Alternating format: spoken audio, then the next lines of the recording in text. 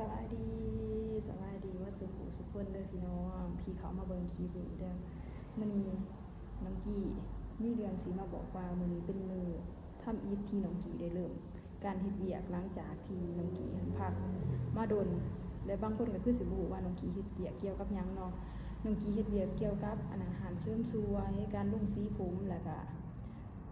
ยืดผมตัดผมเลยพี่น้องเด้อเพราะว่าวังแล้วที่คลิปที่น้องกี้บอกไปเนาะน้องกี้พักงานก็คือไปเฮ็ด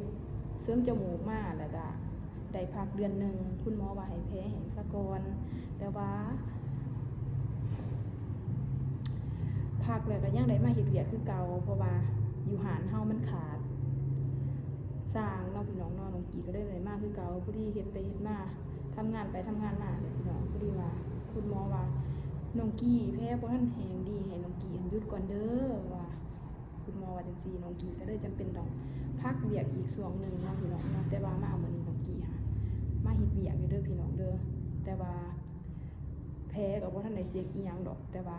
มันครบหอมเดือนนึงก็คือรู้สึกในตัวเลยแหละว่ามันบ่เป็นหยังดอกก็คือสิไข้แน่แล้วเนาะพี่น้องเนาะน้องกี้ก็เลยว่ามาเฮ็ดเวียกก่อนมื้อนี้นี่ก็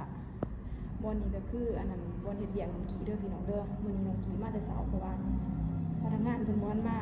นัดกันว่า8:30 นแต่ว่าพวกน้องๆเพิ่นบ่ทันมาแต่ว่าน้องกี้สิเป็นคนเปิดหานก่อนเด้อพี่น้องเด้อ เดี๋ยวไปเบิ่งน้ำเนาะแต่บอนเฮ็ดเวียกน้องกี้สิเปิดไฟซะก่อน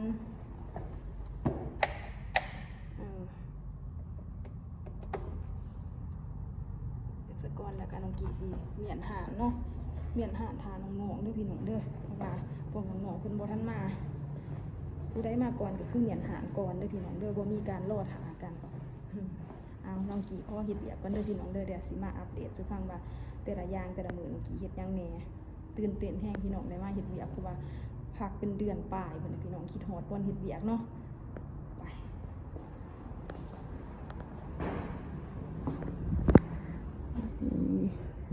บนนี้จะมีบนซาหัวเนาะพี่น้องเนาะบนซาหัวตัวนี้ของซาหัว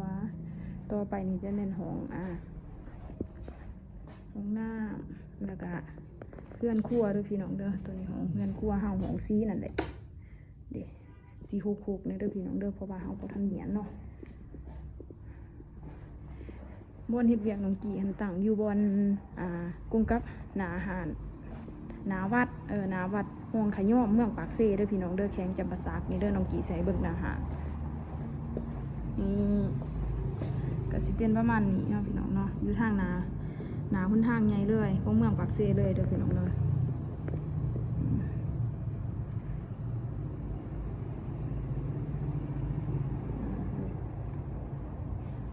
ไปคือเลย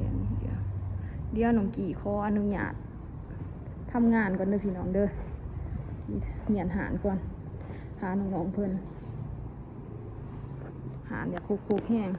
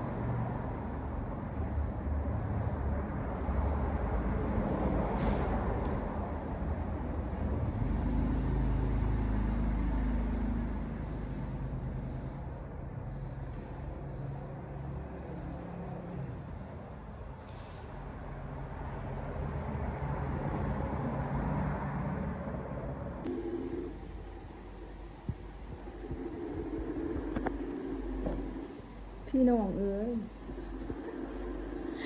พี่น้องเอ้ย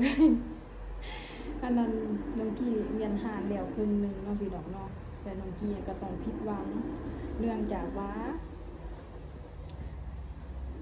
อันพนักงานที่เพิ่นอยู่หารเนาะที่เพิ่นมาเฮ็ดซื่อๆน้องๆเพิ่นมาอันนั้นหั่นแหละมาทำงานหั่นแหละได้หลังจากน้องกี้ได้เรียนหารครึ่งหารแล้วม.สิแล้วบัดนี้น้องก็ได้แซดมาว่าอันมื้อนี้อันนั้นมื้อนี้บ่ได้ไปเด้อว่าซั่น น้องเพิ่นว่ามื้อนี้บ่ได้ไปเด้อมื้อนี้หันเพิ่นพักเพิ่นว่าจังซี่พนักงานเฮามี3คนเนาะเพราะว่าจะเปลี่ยนกันพักค่ะเดือนหนึงพักอยู่2เทื่อแหละทุกคนต้องเปลี่ยนมื้อกันพักบัดมามื้อนี้น้องกี้มาทำงานเป็นมื้อครั้งแรกว่าซั่นซะน้องเพิ่นก็เลยว่ามื้อนี้น้องบ่ได้ไปเด้อเพราะว่ามีพนักงานใหม่เขาสิไปน้องกี้ก็เลยว่าพนักงานใหม่ตัวใดอีกคือจังว่าเว้ากันคือจังว่าบ่มีไผออกผู้นี้มาบัดนี้เนาะน้องผู้นึงเราก็เลยว่ามื้อนี้เราค่าเสียงไปเฮียนเสียงหยังหั่นแหละพี่น้องให้อันนั้นซะให้ไอ้กี้ไปเปิดร้านผู้เดียวมื้อนี้ผู้เดียวมื้อนี้ผู้นึงหันพักอีกผู้นึงหันก็ลาออกจากเวียกผู้ดี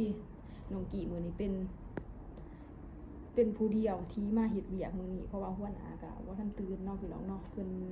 เฮ็ดเวียกหนักหั่นแหละค่อนข้างหนักเพราะว่าลูกค้าผู้เทื่อจะเข้ามา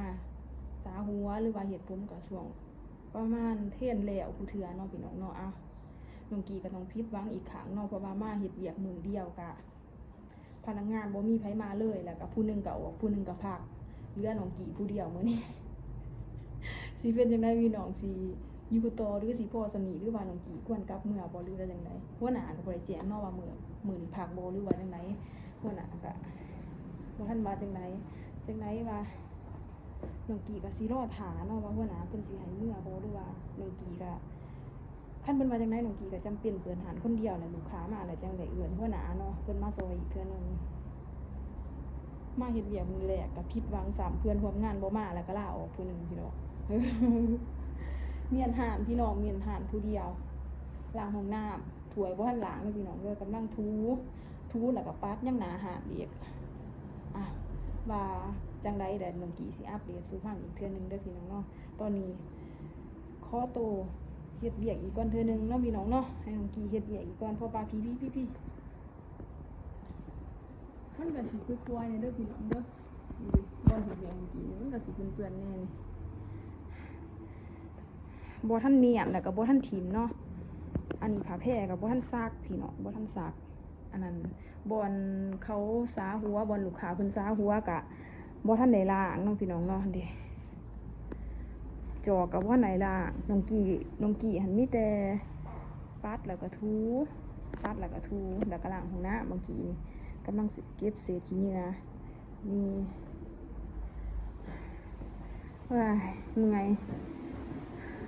บ่ทันเป็นระบบระเบียบสันพี่น้องมันยังหกอยู่เนาะขี้เหงื่อก็บ่ทันเอาไปถิ่มตายคักมื้อนี้น้องกี้ผู้เดียวเลยมางานมื้อแรกก็เพิ่นต้อนรับอย่างหนักหน่วงเนาะเพราะว่าคันเฮ็ดหลายคนน่ะมันสิบ่เมื่อยแต่ถ้าเฮ็ดคนเดียวมันสิเมื่อยเนาะพี่น้องเนาะนี่น้องกี้ก็เสร็จแว่นเลยเด้อเสร็จแว่นเสร็จกระจกเลยพี่น้องเอ้ยนี่เสร็จเลยเฮ้ยเมื่อยเนาะพี่น้องเนาะเป็นยังไงก็ให้พี่น้องได้ติดตามเนาะว่าน้องกี้สิถ่ายอิหยังให้พี่น้องได้เบิ่งเสียงก็ยังอยากเก้อๆกะๆต้องขอโทษขออภัยเด้อที่ทุกคนได้เข้ามาเบิ่งอาจสิเบื่อๆแน่พี่น้องเด้อเพราะว่ามือใหม่กำลังหัดเฮ็ด YouTube พี่น้องเด้อจังได๋น้องกี้ก็สิพยายามตั้งใจเฮ็ดให้มันดีขึ้นกว่าเก่าคือว่าน้องกี้ได้แจ้งไปนั่นแหละอันตัดหน้าปกน้องกี้ก็ยังเก้อๆกะๆอยู่เพราะว่า